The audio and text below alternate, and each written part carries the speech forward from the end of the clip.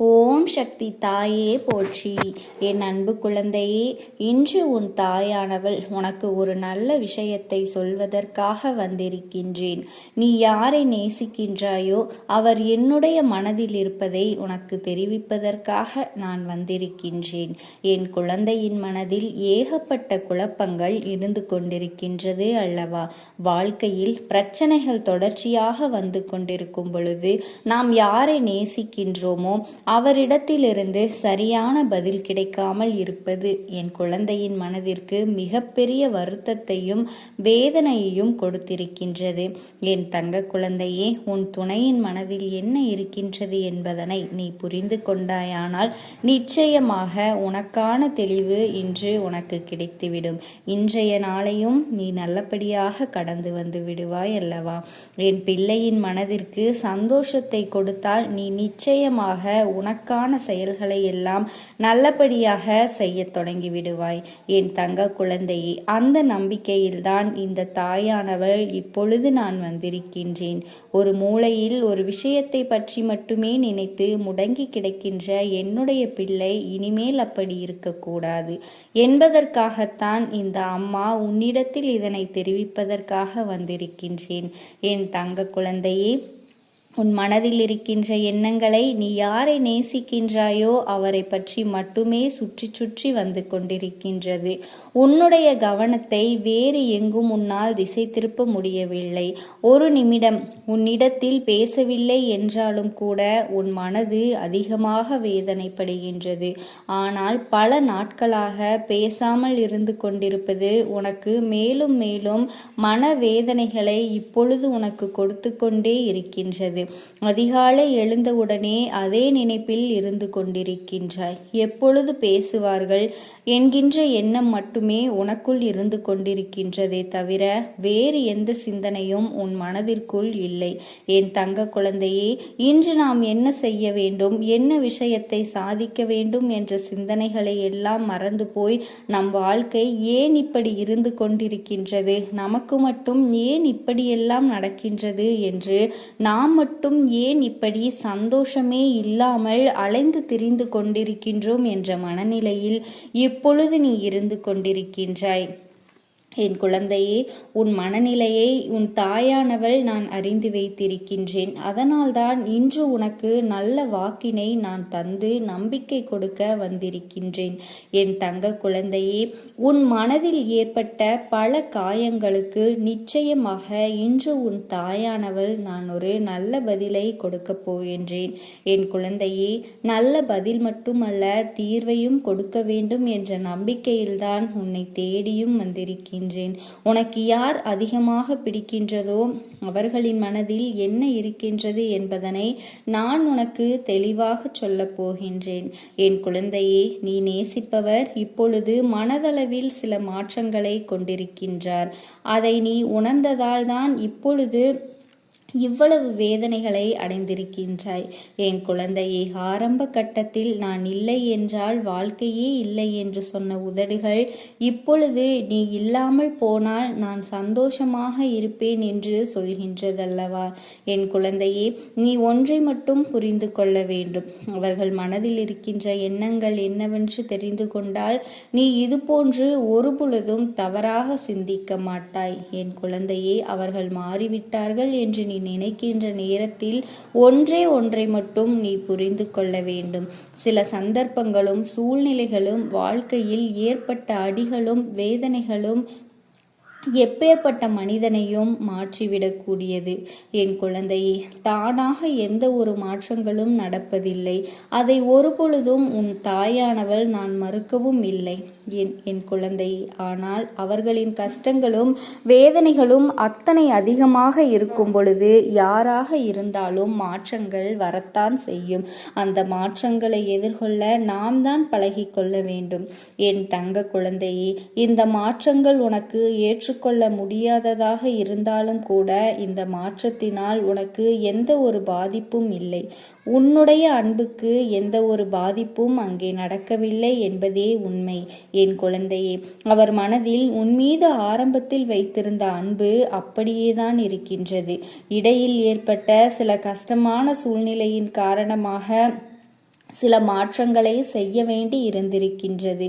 என் தங்க குழந்தையே, ஆரம்பத்தில் நீங்கள் பேசிய பேச்சுக்கள் அதிகமாக இல்லை. அதன் பிறகு பேசுவதற்கு அதிகமாக தொடங்கிவிட்ட பிறகு என் குழந்தையே, உங்களுக்குள்ளே கருத்து வேறுபாடுகள் அதிகமாக வரத் தொடங்கி இருக்கின்றது. இது போன்ற கருத்து வேறுபாடுகள் ஏற்படும் பொழுது இது நமக்கு உகந்த வாழ்க்கைதானா என்று நீ சிந்திக்கின்றாய் என் குழந்தையே. ஆனால் உன்னுடைய அந்த நேசிக்கும் உறவானது, உன்னுடைய துணையானவர் ஒருபொழுதும் இந்த வாழ்க்கை நமக்கு சரியானது இல்லை என்று சிந்தித்ததே கிடையாது. வார்த்தைகளை கோபத்தில் அதிகமாக விட்டாலும் எந்த ஒரு சூழ்நிலையிலும் நீ எனக்கு வேண்டாம் என்றோ அல்லது இந்த வாழ்க்கை நமக்கு சரிப்பட்டு வராது என்றோ அவர் ஒருபொழுதும் நினைத்ததே கிடையாது. என் தங்க குழந்தையே, நீ கூட அவசரத்தில் ஏன் தான் இந்த வாழ்க்கையை தேர்ந்தெடுத்தேனோ, எதற்காக இந்த வாழ்க்கை எனக்கு இத்தனை கஷ்டத்தை கொடுத்து விட்டதோ, நான் எடுத்த தவறான முடிவினால்தான் இப்பொழுது இதையெல்லாம் நான் அனுபவித்து கொண்டிருக்கின்றோனோ என்றெல்லாம் நினைத்து கொண்டிருக்கின்றாய் என் தங்க குழந்தையே. ஆனால் உன்னுடைய துணை ஒருபொழுதும் அப்படி நினைத்தது கிடையாது. அவர் என்னுடைய உணர்வுகளுக்கு உன் தாயானவள் நான் நிச்சயமாக மதிப்பு கொடுக்கின்றேன். அவர் என்னுடைய எண்ணங்கள் என்ன தெரியுமா? நான் எத்தனையோ கஷ்டப்பட்டு இந்த வாழ்க்கையில் முன்னேற நினைக்கின்றோம். ஆனால் நம்முடைய சூழ்நிலை இப்பொழுது சரியில்லை. அப்பொழுது இந்த வாழ்க்கையை நாம் அமைத்து கொண்டால் நம்முடைய எதிர்காலம் நன்றாக இருக்குமா? நம்மை நம்பி வந்தவர்களை நாம் சந்தோஷமாக பார்த்து கொள்ள முடியுமா என்ற அச்சத்தில்தான் இப்பொழுது உன்னை விட்டு சிறிது தூரம் நான் விலகி சென்று கொண்டிருக்கின்றார்கள். உன் மீது அதிக அன்பு கொண்டதனால்தான் இந்த பிரிவு ஏற்பட்டிருக்கின்றது என்பதனை நீ புரிந்து கொள்ள வேண்டும் என் பிள்ளையே. உன் தாயானவள் சொல்வது யார் உண்மையான அன்பு வைத்து சந்தர்ப்ப சூழ்நிலையினால் பிரிந்திருக்கின்றார்களோ அவர்களுக்கு மட்டுமே பொருந்தும் என் தங்க குழந்தையே. இதனை நீ புரிந்து கொள்ள வேண்டும். உன்னை வாழ்க்கையிலிருந்து விரட்டியடிக்க வேண்டும் என்று நினைத்து விலக்கி நினைப்பவர்களுக்கு இது பொருந்தாது என்பதனையும் நீ புரிந்து கொள்ள வேண்டும் என் தங்க குழந்தையே. உனக்கு வாழ்க்கை கொடுப்பேனே என்று அவர்கள் ஒரு வாக்குறுதியை கொடுத்திருக்கின்றார்கள் அல்லவா? அதை காப்பாற்ற முடியாத சூழ்நிலை ஏற்பட்டு விடுமோ? வாழ்க்கை நமக்கு மேலும் மேலும் கஷ்டத்தை கொடுக்கின்றது என்ற பயத்தினால்தான் இப்பொழுது உன்னை விட்டு ஒதுங்கி நின்று கொண்டிருக்கின்றார்களே தவிர அவர்களினுடைய அன்பில் எந்த ஒரு மாற்றமும் இல்லை என் தங்க குழந்தையே. நிச்சயமாக தன்னுடைய வாழ்க்கையில் உனக்கான இடத்தை அவர்கள் அப்படியேதான் வைத்திருக்கின்றார்கள். உன்னிடத்தில் அதிகமாக பேச வேண்டும் என்று நிறைய விஷயங்களை தன் வாழ்க்கையில் இருந்து தனக்கு நடக்கின்ற கஷ்டங்களையும் தனக்கு நடக்கின்ற சோதனைகளையும் இன்பங்களையும் துன்பங்களையும் சேகரித்து சேகரித்து வைத்து கொண்டிருக்கின்றார்கள். எப்பொழுது உன்னோடு பேசுகின்ற சூழ்நிலை வரும் என்று எதிர்பார்த்து காத்து கொண்டிருக்கின்றார்கள். அவர்களுக்கான நேரத்தையும் அவர்கள் எதிர்நோக்கி நின்று கொண்டிருக்கின்றார்கள். நம் வாழ்க்கையில் நம்மை நம்பி வந்தவர்களுக்கு ஒரு நல்ல நிலையை அமைத்து கொடுத்தால் ஒருபொழுதும் போதும், ஒருபோதும் அவரை கைவிட மாட்டோம் என்ற நம்பிக்கையை கொடுத்த பிறகு இந்த வாழ்க்கையை நாம் அமைத்து கொள்ள முடியும் என் தங்க குழந்தையே என்று அவர்கள் எண்ணுகின்றார்கள். என் தங்கமே, இது ஒன்றுதான் இத்தனை பிரச்சனைகளுக்கும் காரணமே தவிர வேறு எந்த ஒரு விஷயங்களும் கிடையாது.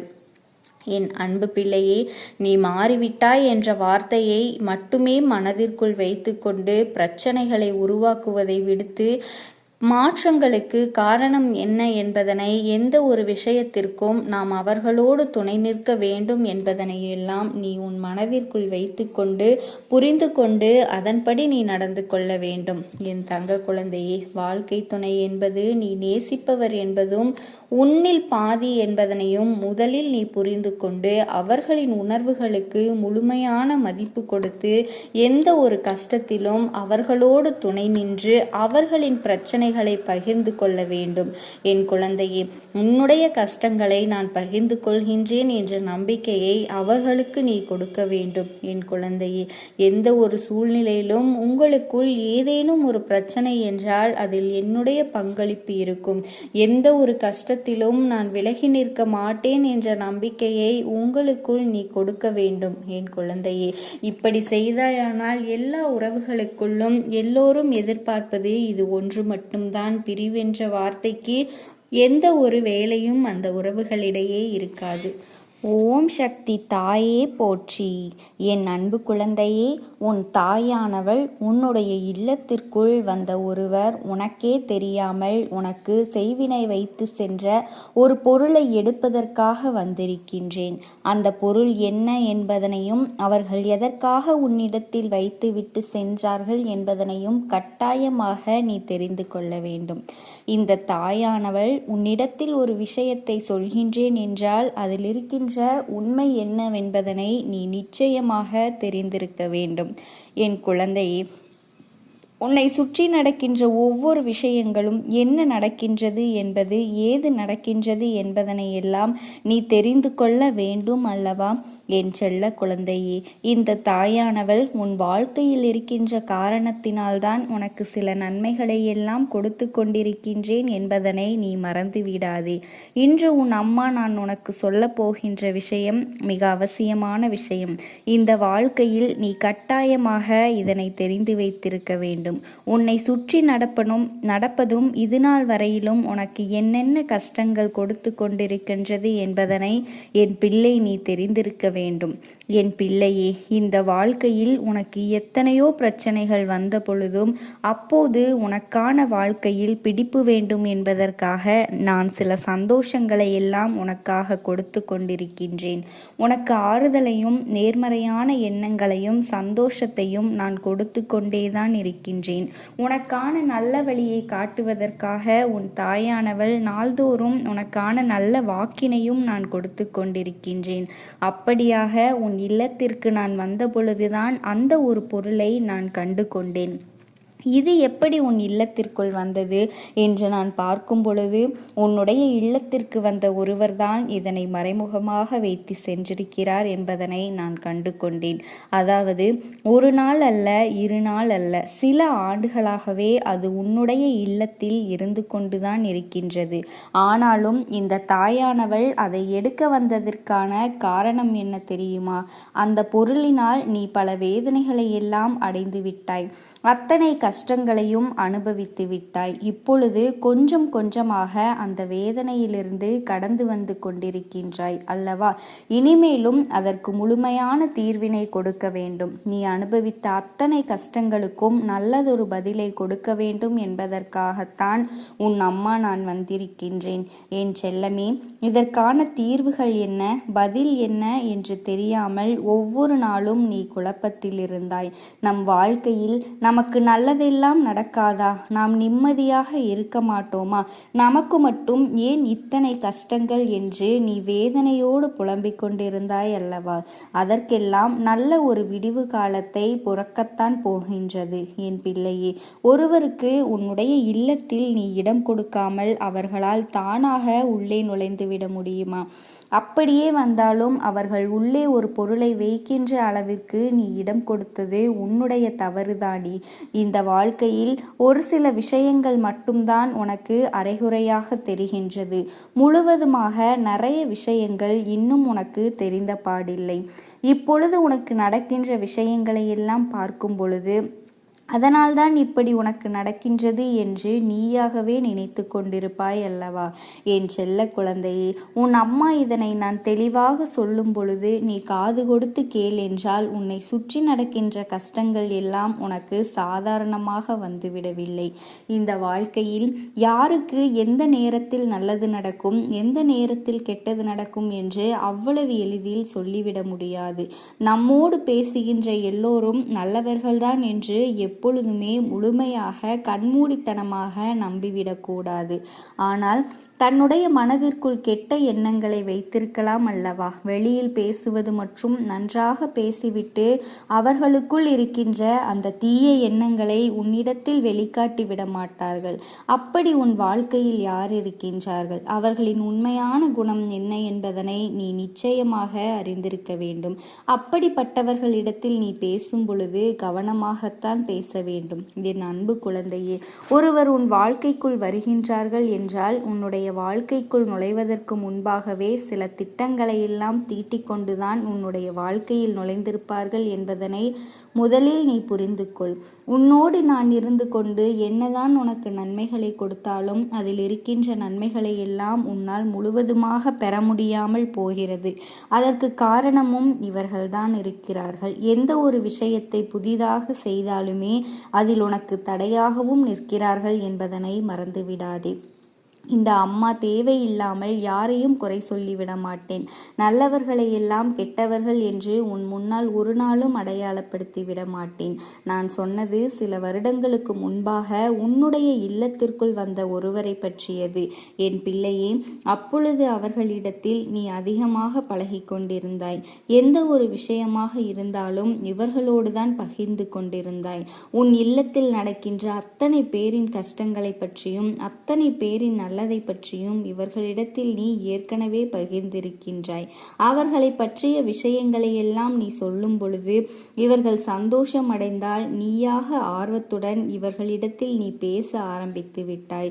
உனக்கான வேதனைகளை நீ அவர்களிடத்தில் பகிர்ந்து கொள்ளும் பொழுது உன்னுடைய வேதனைகளை அவர்கள் அனுபவித்தது போல உணர்வு பூர்வமாக நடித்து கொண்டு துடித்து கொண்டு உன்னிடத்தில் அத்தனையும் கேட்பார்கள். ஆனால் அவர்கள் கேட்ட விதத்தில் உண்மை இல்லை. என் அன்பு பிள்ளையே, உன்னுடைய வாழ்க்கையில் கஷ்டங்கள் இருந்தாலும் உன்னுடைய குடும்பத்தில் இருக்கின்றவர்கள் வாழ்க்கையில் கஷ்டம் இருந்தாலும் அதையெல்லாம் நினைத்து ஒருவர் சந்தோஷப்படுகின்றார்கள் என்றால் அவர்களின் குணம் உண்மையான குணம் என்பதனை நீ அறிந்திருக்க வேண்டும். என் அன்பு குழந்தையே, இப்படிப்பட்ட ஒருவர்தான் உன்னுடைய குடும்பத்தில் ஒரு பொருளை மறைத்து வைத்து விட்டு சென்று விட்டார்கள். அந்த பிரச்சனைக்குரிய பொருள் எங்கே இருக்கின்றது என்று நீ ஒரு நாளும் தேடாதே என் செல்லமே. அவர்கள் வைத்தது உன்னுடைய இல்லத்தில் அல்ல, உன்னுடைய மனதில், அதாவது உன்னுடைய உள்ளத்தில்தான் அதை வைத்துவிட்டு சென்றிருக்கிறார்கள். அது என்ன தெரியுமா? உனக்குள் இருக்கின்ற எதிர்மறையான எண்ணங்கள். அவர்கள் எதிர்மறையான எண்ணங்களை ஆழமாக விதைத்துவிட்டு சென்று விட்டார்கள். என் பிள்ளையே, உன் குடும்பத்தில் இருக்கின்ற ஒவ்வொருவரிடத்திலும் யார் யார் என்னென்ன சொல்கின்றார்கள் என்பதனை அப்படியே கேட்டு மற்றவர்களிடத்தில் சொல்லும் பொழுது அதனை மாற்றி சொல்லி விடுகின்றார்கள். உன்னுடைய உடன் பிறந்த உறவை பற்றி ஏதாவது ஒரு விஷயத்தை தவறாக சொல்லி இருப்பாயானால் அந்த விஷயத்தை யாரை பற்றி சொன்னாயோ அதை அவர்களிடத்திலேயே தெரிவித்து விடுகின்றார்கள்.